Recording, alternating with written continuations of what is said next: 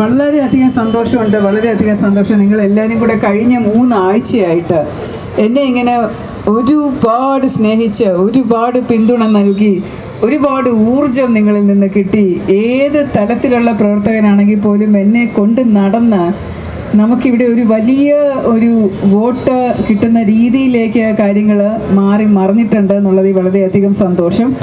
തുടക്കത്തിൽ എനിക്കൊരു ആശങ്കയുണ്ടായിരുന്നു. പത്രക്കാരൊക്കെ പറയുന്നുണ്ട് ശക്തരായ എതിരാളികൾ, ത്രികോണ പോരാട്ടം, തീ പറക്കുന്ന പോരാട്ടം എന്നൊക്കെ പറയുന്നുണ്ടായിരുന്നു. പക്ഷേ ഈ 2 ആഴ്ചത്തെ നമ്മുടെ പ്രചാരണമൊക്കെ കഴിഞ്ഞതിന് ശേഷം ഇപ്പോൾ ഈ 2-3 ദിവസം കൂടെ ബാക്കി നിൽക്കുന്ന ഈ അവസരത്തിൽ ഉറപ്പായിട്ട് 100% ഉറപ്പായിട്ട് പറയാൻ പറ്റും,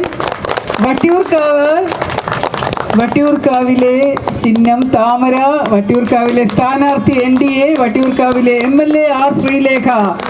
ഇത് നിങ്ങൾ എല്ലാവരും കൂടെ ഉറപ്പാക്കി തന്ന വിജയമാണ്, നാട്ടുകാർ ഉറപ്പാക്കി തന്ന വിജയമാണ്, വട്ടിയൂർക്കാവിലെ ജനങ്ങൾ ഉറപ്പാക്കി തന്ന വിജയമാണ്. ഇതിനെത്ര നന്ദി പറഞ്ഞാലും തീരില്ല. നമ്മൾ നാളത്തോടു കൂടി കൊട്ടിക്കലാശം തുടങ്ങുകയാണ്. അത് കഴിഞ്ഞ് ഒരു ദിവസം, അത് കഴിഞ്ഞ് 9-ാം തീയതി തിരഞ്ഞെടുപ്പ് ബൂത്തുകളിലേക്ക് ചെല്ലുമ്പോൾ നിങ്ങളാകെ ഉറപ്പാക്കേണ്ടത് പരമാവധി ആൾക്കാർ ബൂത്തിലേക്ക് വരിക, വോട്ട് രേഖപ്പെടുത്തുക. കാരണം ജനാധിപത്യം എന്ന് പറയുന്ന പ്രക്രിയയുടെ വിശ്വാസ്യത അതാണ്. കൂടുതൽ ആളുകൾ വോട്ട് ചെയ്യണം, വോട്ടിംഗ് ബൂത്തിൽ വരണം. രണ്ടാമത്തെ കാര്യം, നിങ്ങൾ ശരിക്കുള്ള സ്ഥാനാർത്ഥിയെ, നിങ്ങൾ പാർട്ടി നോക്കി വോട്ട് ചെയ്യാതെ നന്മ ചെയ്യുന്ന സ്ഥാനാർത്ഥിയെ, സമൂഹത്തിന് വികസനം ചെയ്യുന്ന, ജനത്തിന് നന്മ ചെയ്യുന്ന, ആത്മാർത്ഥതയുള്ള സ്ഥാനാർത്ഥിയെ നോക്കി വോട്ട് ചെയ്യുക. നിങ്ങൾ മോദിജി തരുന്ന ഗ്യാരണ്ടി പോലെ ഇവിടെ ഞാൻ ഒരു കാൻഡിഡേറ്റ് ഒരു ഗ്യാരണ്ടി തരികയാണ്.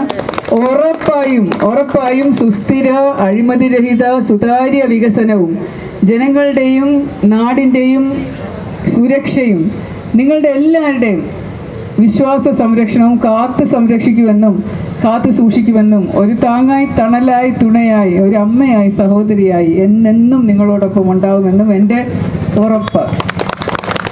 ബോലോ ഭാരത് മാതാ കീ, വന്ദേ മാതരം.